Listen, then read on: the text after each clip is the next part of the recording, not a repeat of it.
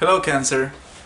It is my intention to share with you today the reading that is going to give you the map of the energies that you'll be going through during the first 15 days of April, so that you can be ready to face whatever it is that you will be facing and make the most of it. So we'll be going with an intuitive reading, which means that whatever falls from the deck is what you are meant to hear. And then we're going to go with a structure reading, which is called the Pillars of Mercy. And basically it is something that I just dreamt. And I think it has a very funny and actually very interesting structure. And I believe that if I dreamt it, it must be because of a reason. So I'll be sharing that with you today. And then I'll give you some astrological pointers from your perspective, Cancer. So yeah, let's go with your reading. And we'll begin this session today. So hopefully everything that's gonna be said right now is gonna be the truth. Nothing but the truth. Right then, thank you for giving me an answer that's clear, direct, concise and precise, so that everything that Cancer must know is known, thus allowing them to make better choices in the future, because it is my honest intention to help you. And if I have the chance to do so, then why not? Right, so we have a first card, which is the Four of Pentacles reversed. That means you really need to let go. Because right now, worrying so much about not being able to get the opportunity you're looking for, or to get like the path, the breakthrough is really causing you so much distress. Which is a good thing. I mean, always, conflict is always a good thing. I want you to remember that. Conflict always leads you to grow, to become stronger, wiser, smarter, quicker, more experienced. However, when there's too much struggle with something, when that struggle becomes a problem, or an anxiety, then you can start bringing issues with your family members. And basically, don't go to the extreme of really needing financial stability, because it's not gonna be a good idea. It will lead you in a more conflictive direction. Four of Pentacles reversed. That's the first card that popped out of the deck, which means that you really need to let go, Cancer. Rather than let go, let me correct myself. This is not about letting go, but this is about having perspective when it comes to challenges. Challenges are meant to make you grow, they are not meant to destroy your happiness, alright? So don't think that having issues or problems when it comes to financial stability or your chance to grow, don't take that personally. Don't think it speaks bad of yourself, don't think you're useless or that there's a problem with life or anything like that. It just means that you need to get good, basically. No offense, you are good already. It's just that every time you fail, it must be because of a reason, and the best thing you can do about that is to listen to the reason and become better. That's the way you handle challenges, and not grieving or crying because you cannot get it right, because if you stress so much, then again, that's gonna bring problems to your happiness and those around you. So, clearly, you want this. You want to be secure, you want to feel stable, you want to feel abundant, maybe not to an absurd extent, but you still want to be self-reliant, reliable. The thing is, you don't really know what to do to get there, but you are doing stuff. You are moving, you are trying your best. And that's gonna be worth a lot, because that's the only thing that matters. Which is, curiously enough, an echo of this part of here.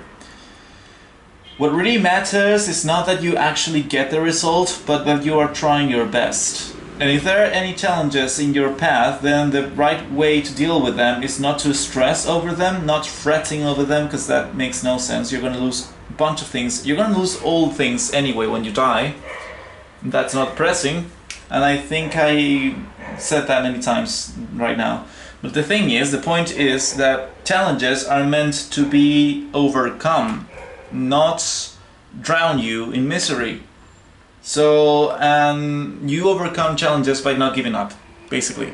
So as long as you don't give up, and clearly you haven't given up, even though you don't know what you're doing, you're trying to make the most of it. It is the good thing. It is the thing you are meant to do. To struggle, not in a lethal way, not in a sadistic way, but to struggle so you evolve. So instead of thinking that life is against you, try to find space to reflect and take some time to think, what does this obstacle mean from a spiritual perspective? So, Pillars of Mercy. Pillars of Mercy is a staircase to heaven. If you understand and apply all the things I'm going to tell you from this reading, you will be in a better position. And the Pillars of Heaven has 3 steps, and the first one, which is the one I'm going to answer you with these cards I'm drawing right now, is what's the context that you need to understand, the background that you need to understand, you really need to take into account to comprehend the situation you are in right now. So this is the background. What's the context behind what you're living right now? King of Cups. Right now it is a time to understand, to be able to look at your emotions from a distant perspective, not being swayed by them, not being easily moved by them, but actually feeling them, but not reacting to them, just understanding where they come from, how to handle them, how to move with them.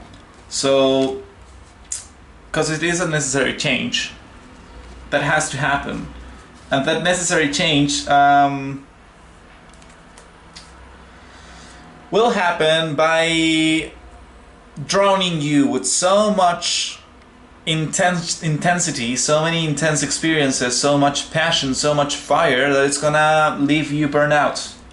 Which I think it's what's happening right now, because you're like saying, yeah, whatever, you know what, I'm just gonna let this go, because I can't really stress myself forever with this situation. And that's the change you're looking for, to become calm, to be able to be compassionate with yourself, with others, and not be so demanding, because you can't keep up.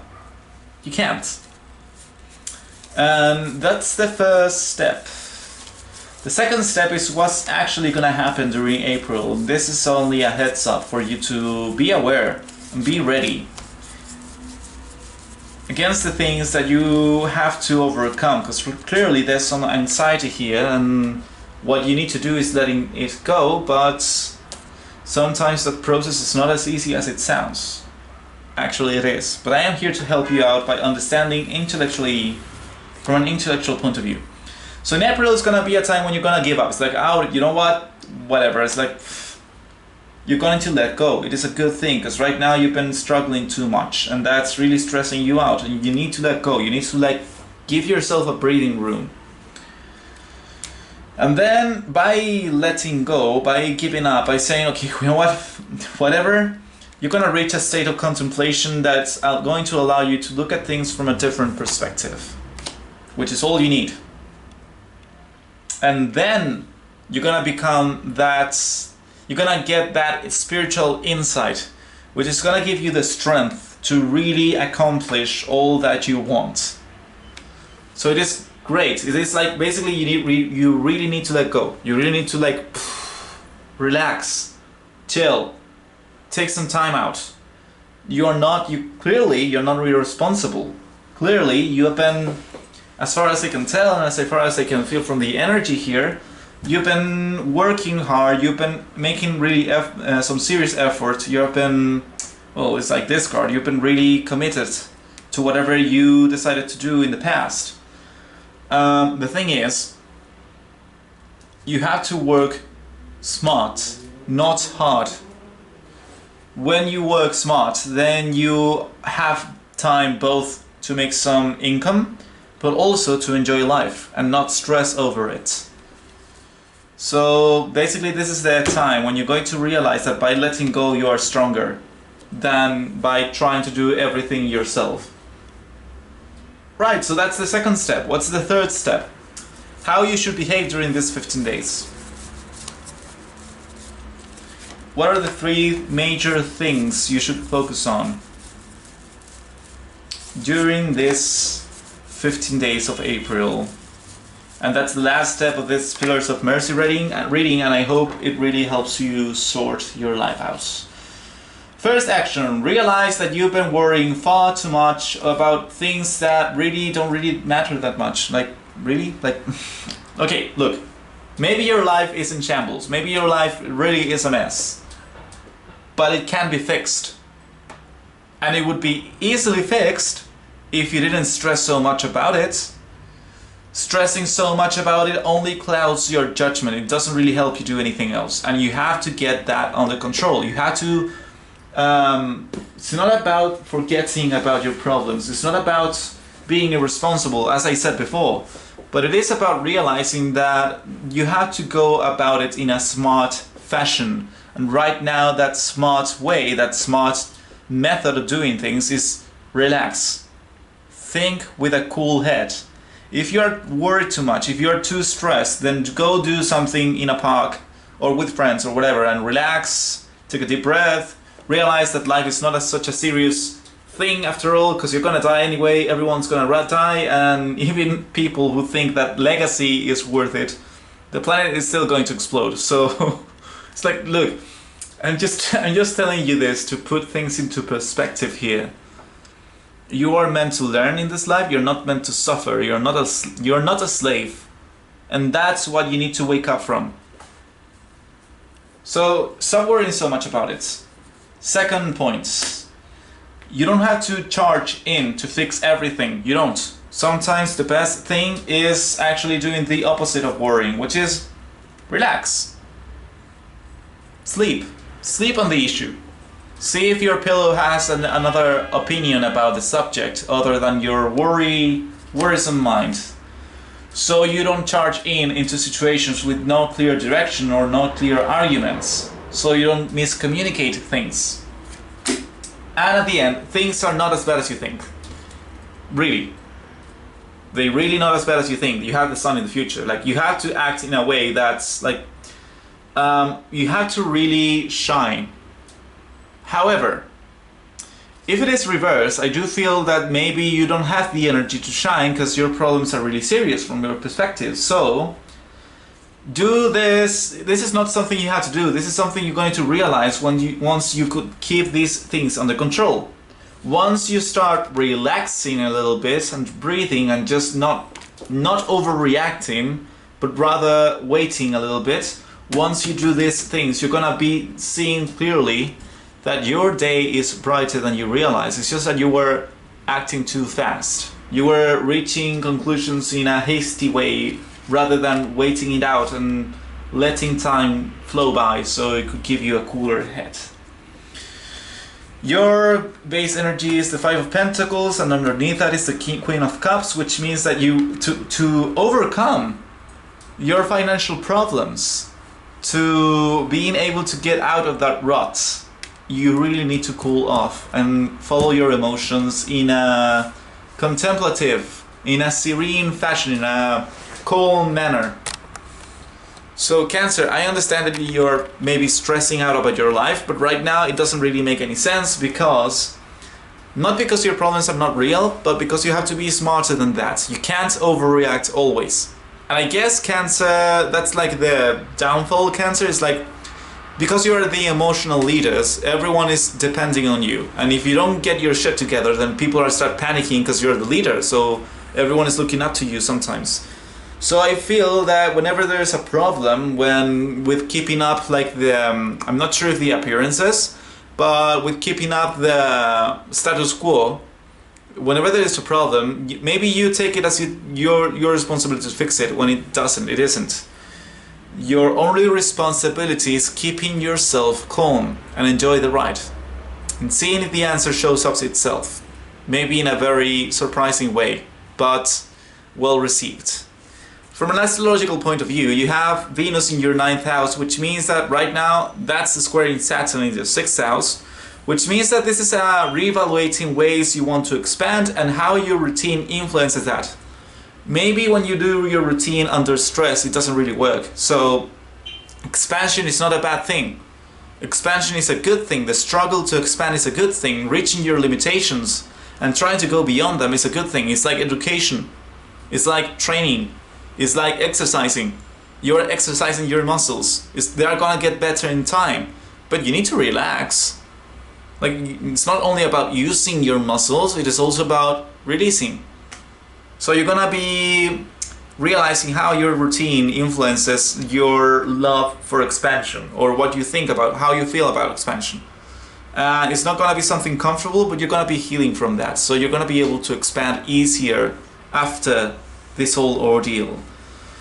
Then Saturn and Uranus on the 10th house means that you're going to be siding with your professional growth, and this is going to help you focus on your routine again. So again, by focusing on your growth, by realizing that expansion is necessary even if it is a little bit messy sometimes and uncertain, by realizing these things, this is going to help you focus on your routine and thus reach the point you want to reach.